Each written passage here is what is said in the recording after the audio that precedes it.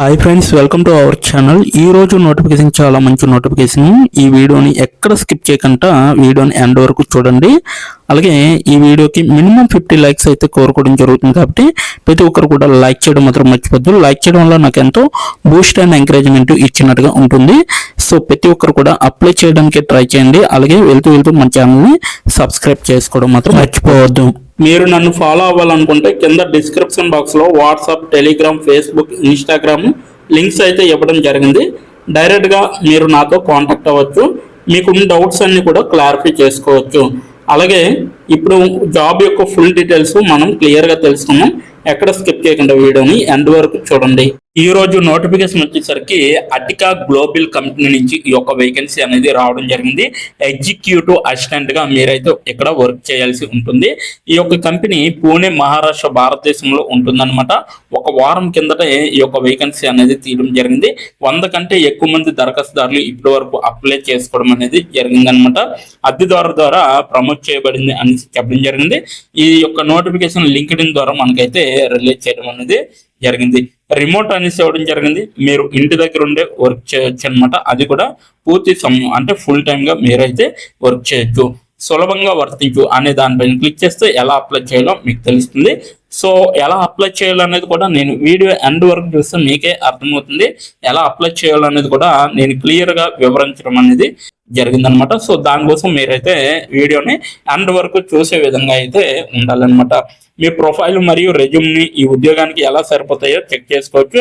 ఈ ఉద్యోగానికి తగ్గట్టుగా నా రెజ్యూమ్ తయారు చేసుకున్నాను అని చెప్పాలి. అలాగే నేను ఈ ఉద్యోగానికి తగిన వాడినేనా అనేసి మీరు చెక్ చేసుకోవాలి. ఈ ఉద్యోగం కోసం నన్ను నేను ఎలా ఉత్తమంగా తీర్చిదిద్దుకోగలను అనేది కూడా చూసుకోవాలన్నమాట. ఉద్యోగం గురించి చూసుకుంటే దయచేసి గమనించండి. ఈ నియామకం పట్ల మా క్లయింట్లో ఒకరికి MyGHM హోటల్స్ కోసం అనేది ఇవ్వడం జరిగింది. సో మా గురించి చూసుకుంటే MyGHM హోటల్స్ LLC అనేది పెన్సిల్వేనియాకు చెందిన ఒక కంపెనీ అనమాట. ఇది ఈశాన్య ప్రాంతంలో పరిమిత సేవా హోటళ్లు, వాణిజ్య, రియల్ ఎస్టేట్ పెట్టుబడులు మరియు హోటల్ అభివృద్ధి నిర్వహించడంలో ప్రత్యేకత కలిగి ఉంది అనేసి చెప్పడం జరుగుతుంది. అలాగే ఈ కంపెనీ 2005లో Gora Gandhi hospitality management GHM గా స్థాపించబడింది. మరియు 2010లో అధికారికంగా MyGHM హోటల్స్ ను ప్రవేశపెట్టింది అనేసి చెప్పడం జరుగుతుంది. వారు పెన్సిల్వేనియా, అలాగే న్యూజెర్సీ, మెరీల్యాండ్, అలాగే డెలావేర్, వర్జీనియా మరియు న్యూయార్క్ మెట్రో ఏరియా వంటి రాష్ట్రాల్లో బహుళ ఆస్తులను నిర్వహిస్తున్నారు అనేసి చెప్పడం జరుగుతుంది. ఈ కంపెనీ మేనేజింగ్ భాగస్వామి ధరమ్ డేవ్ గోరా గాంధీ అనమాట. సో ఇది కీలక బాధ్యతలు చూసుకుంటే మనం ఇక్కడ చూడొచ్చు.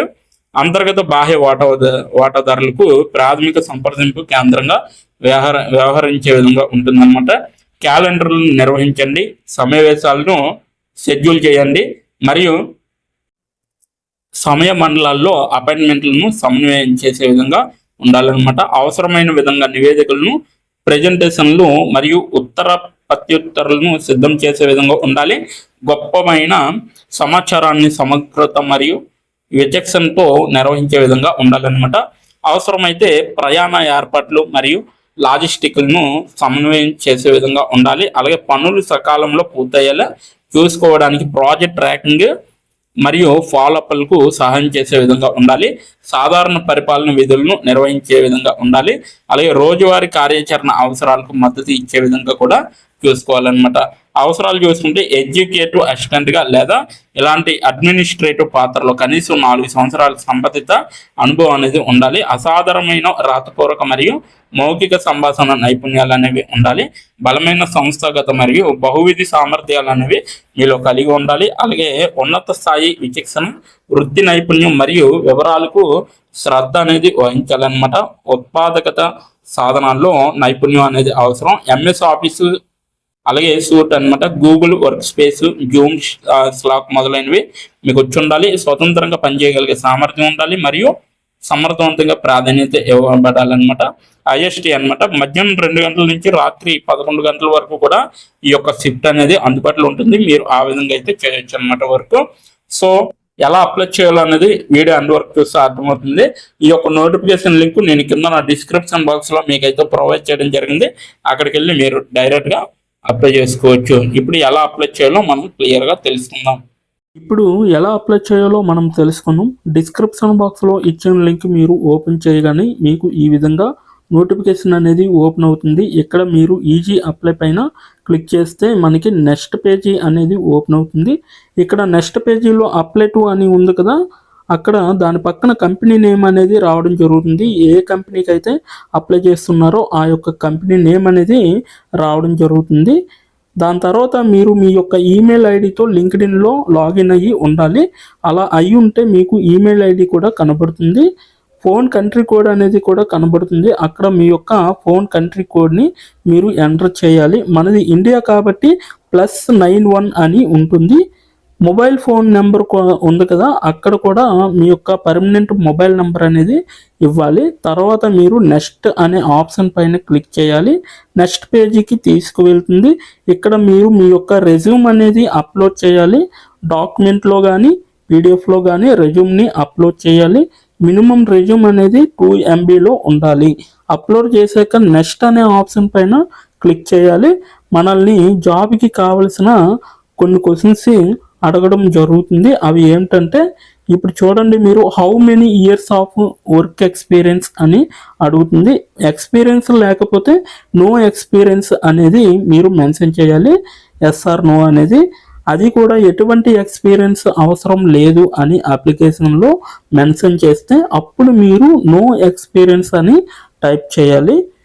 ఎక్స్పీరియన్స్ ఉన్నవాళ్ళు కంపెనీ నేము, ఏ కేటగిరీలో వర్క్ చేశారు, కేటగిరీ నేమ్ అనేది ఇవ్వాలి.